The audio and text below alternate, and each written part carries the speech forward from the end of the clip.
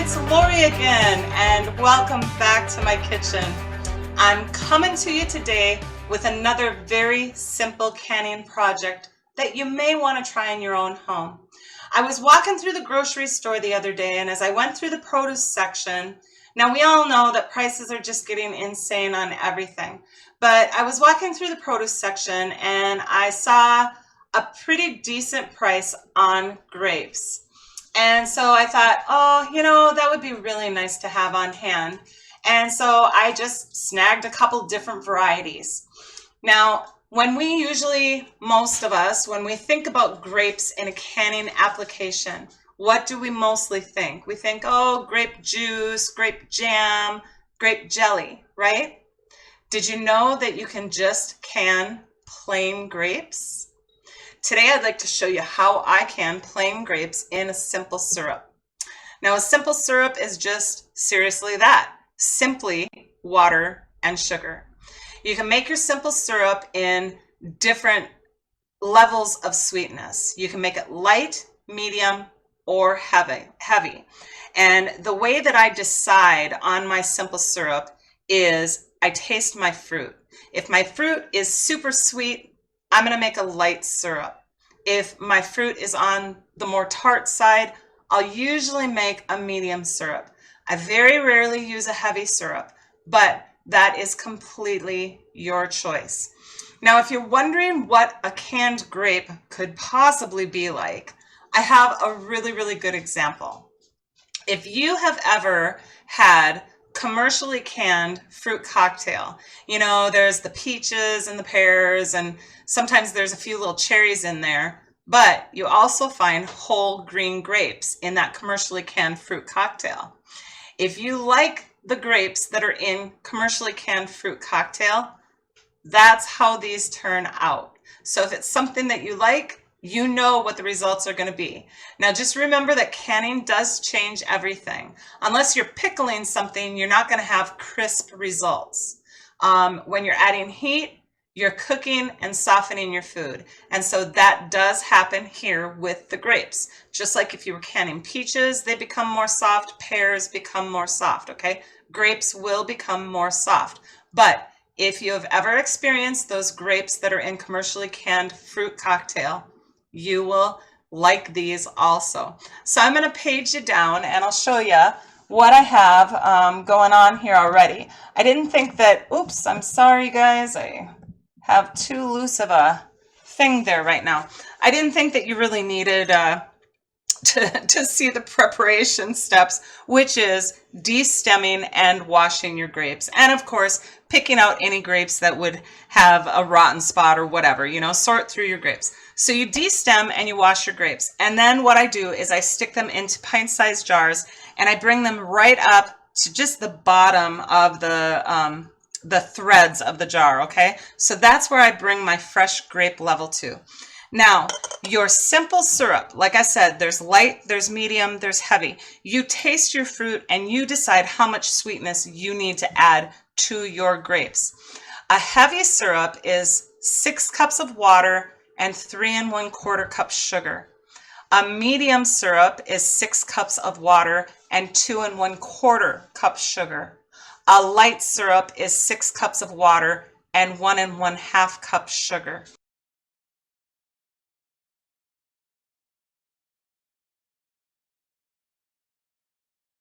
Now, I decided that my grapes are sweet enough. I have green table grapes and I have black table grapes. You can also do this with red table grapes, okay? I tasted both of my varieties. Both of them are not super sweet, but they're sweet enough that I just kind of decided that I wanted to go in between a light and a medium syrup today. So I have my grapes prepared. They're out of the fridge and sitting in my jars. I'm allowing them to kind of come to room temperature, or at least take the chill of the fridge off. We all keep our grapes in the refrigerator. So I prepare my grapes and I just let them sit here for a little while so that they kind of warm up to room temperature a little bit. And then I start making my simple syrup. And like I said, it's just that combination of water and sugar. And you decide on the level of sweetness that you want. So I've just added, now for my 9 pints of grapes today, I kind of estimated that I was going to need around 9 or 10 cups of syrup. You know, your grapes take up quite a bit of volume and space in your pint jar. Your pint jar holds a total of 2 cups. And so with the grapes displacing the fluid in there, I am kind of estimating about 1 cup of simple syrup per pint jar. So I put 10 cups just to give myself a little bit of wiggle room on these 9 pints. I put 10 cups of water in, and today I put only 2.5 cups of sugar in for my brine. Now all you do with that is you just simply stir to dissolve, and you bring that simple syrup to a boil just to make sure that your sugar is completely dissolved. All right, so I will come back when my simple syrup has come to a boil, and we will continue from there. All right, so we're back. I brought my simple syrup to a boil. In the meantime, I also turned my canner on because we have to think about this logically, okay?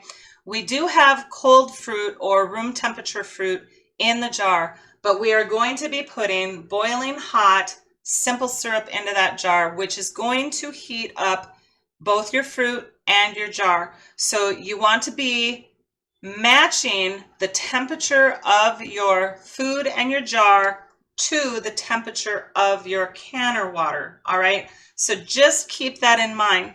Now if you wanted to boil this brine and allow it to cool, that's absolutely fine. There's not a problem doing that either. And then maybe you don't have to worry about thermal shock quite as bad either. So it doesn't have to be boiling brine over the fruit. You can allow this to cool as long as you want, an hour, 2 hours, whatever, and then you can go ahead and put your brine in. But just because I'm doing the video today, I'm going to go ahead and I'm going to put my hot brine in over my fruit. If you do the same with the hot brine over the fruit, and if you're feeling that that jar is pretty cool from, you know, your grapes being in the refrigerator, please pour your brine in slowly so that you do not have thermal shock and so that your jar does not break, okay? So please use caution if you're doing the hot brine into the cold jar. And I'm going to be really careful because the chill has not completely come off of my grapes today, as I would hoped. So I'm just going to pour it in very slowly. Now your brine, I take up to 1/2 inch headspace. You want to make sure that you cover those grapes up and leave at least 1/2 inch headspace. You can be a little bit more than that, that's fine. If you want to leave 1 inch, that's fine. But just make sure that that brine is covering your fruit. And if you have a really full jar, you can, like I said, go up to that 1/2 inch headspace. All right, so I'm just gonna, I guess I'm gonna stop yakking at you again today. Well, you know what? No. See, I can always think about things to talk about.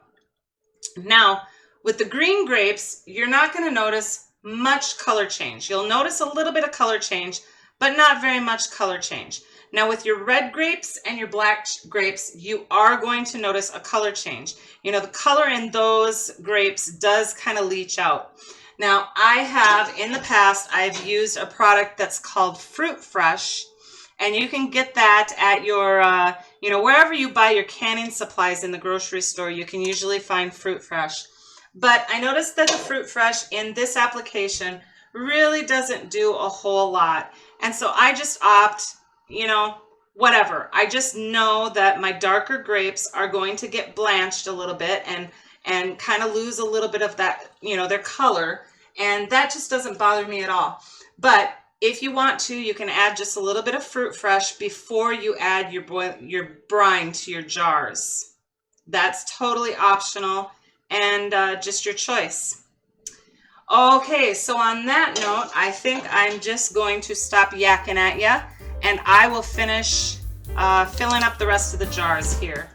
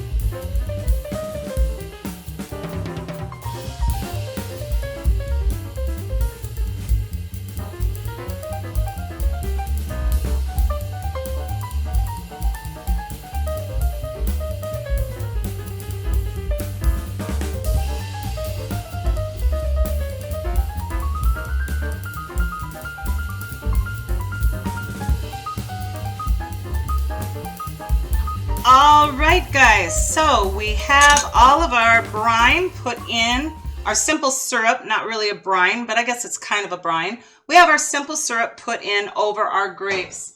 Now, like I said, I already kind of previously heated my canner, so it's going to match the temperature of the now filled jars. And it's very important to do that so that you don't have any thermal shock when you put your jars into your canner. I'm going to test that water. Yeah, it feels like it's not too hot. Yep, I think I'm good. All right, so then just like any other project, you're just going to wipe your rims. Make sure you don't have any, I don't know, stuff on there. There isn't a whole lot of stuff that can get on these rims with grapes and just the simple syrup.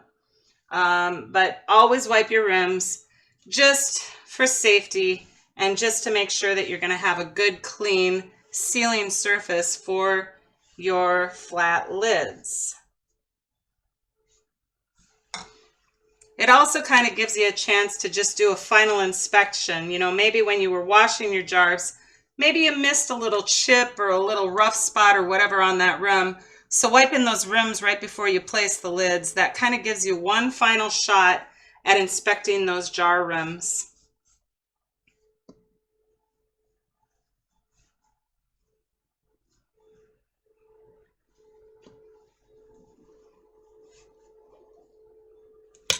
All right, and then, like I said, put your lids and your bands on, fingertip tight, don't overthink it.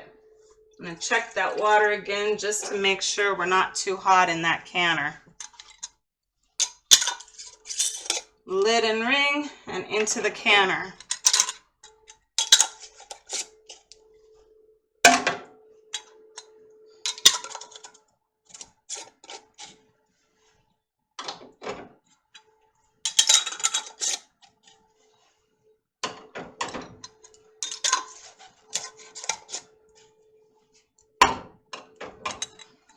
All right, these grapes with the simple syrup over the top of them for pint jars only requires a 10-minute hot water bath or a 10-minute steam can.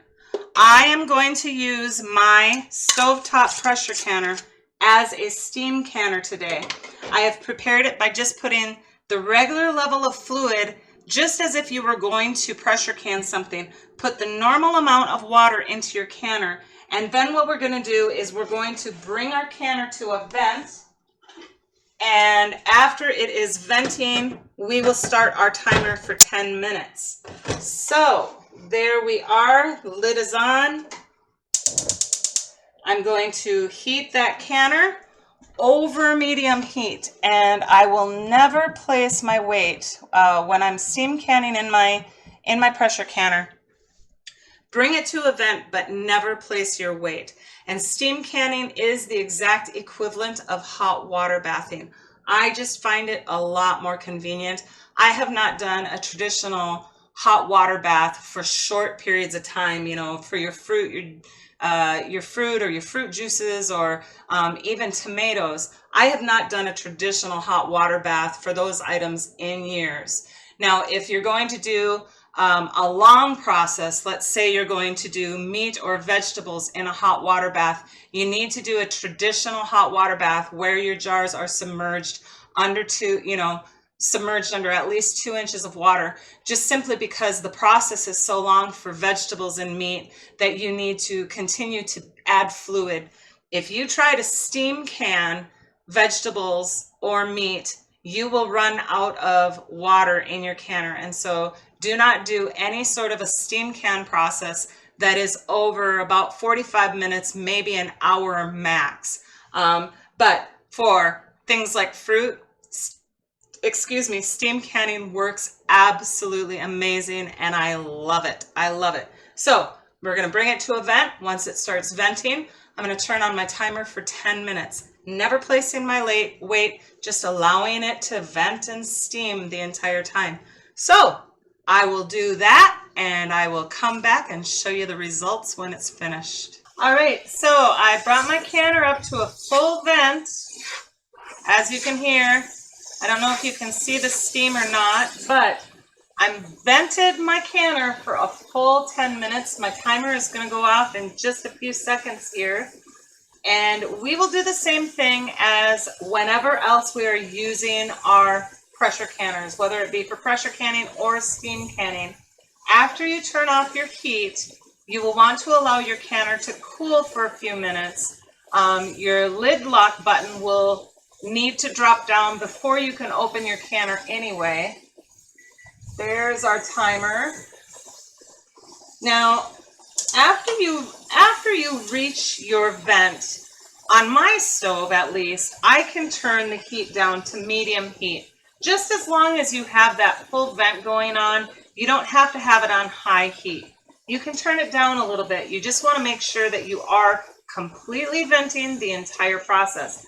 But what I consider a full vent to be is when your lid lock button actually comes, locks the lid down. On the Presto, it pops up, and that's how you can tell that the lid is locked. On the Miro, you can't see that lid lock button, but it locks the lid on. And if there's enough steam in there to pop those buttons up, that is a good, strong, full vent, in my opinion. So I'm just, after shutting my burner off, I'm going to allow my canner to cool for a few minutes until that lid lock button releases and I can open the lid.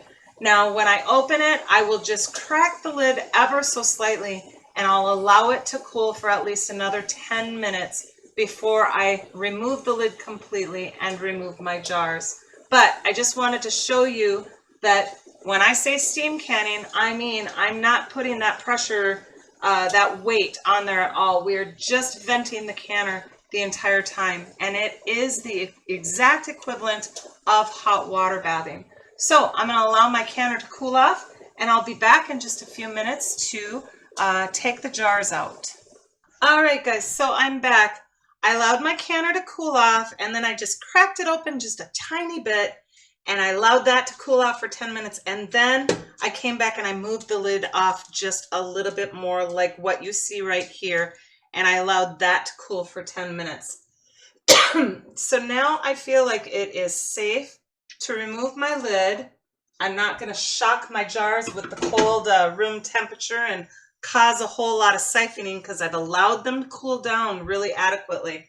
And I will lift these wonderful jars of canned grapes out where you can see them. Look at these amazing results, you guys. Just beautiful.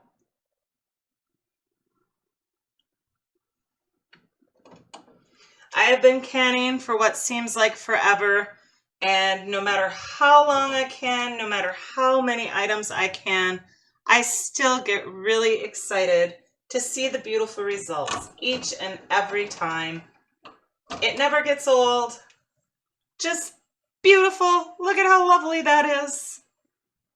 All right, and here are those black grapes. Now, like I said, I told you when I was packing these that the darker colored grapes will lose a bit of their color, and you can see that the grapes themselves have lost quite a bit of color, and the color has gone into that syrup, that sugar syrup that I put in there. But still lovely, lovely results. Those will taste amazing. Even the syrup is amazing. I'll tell you, I'm guilty of taking these right off the shelf and not even sharing sometimes.